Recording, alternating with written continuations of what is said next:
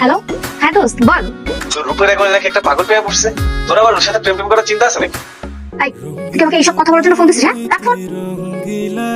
হ্যাঁ সাবিনা বল। ভার্সিটি সবাই বলছে তুই নাকি এখন পাগলের সাথে ডেট করছিস। হ্যাঁ কি হয়েছে আমা? আপনি এত দামি মোবাইল ভেঙে গেছেন? আপা কি হয়েছে? সকালে যে পাগলের বাচ্চাটা আমাকে যে বিরক্ত করলো, এটা ভার্সিটির সবাই জেনে গেছে।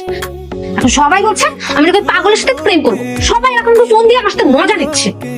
আর হ্যাঁ কোন কি এখন আর আপনি কি হইব? কি আর হবে, এখন সবাই মিলে হাসাহাসি করবে।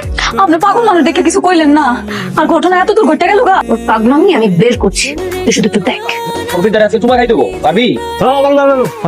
যদি তোমার দিতে পারোস রস পোলাও খাওয়াবো। রসপলাও আল্লাহ কতদিন ধরে খাই না।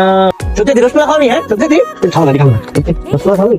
খাম, তবে একটা শর্ত আছে, পূর্বিতারে চুমা খাইতে সাথে কিন্তু জড়াই অদর তুই কি পারবি? হ্যাঁ পারবো রসপলা খাইতে রসপলা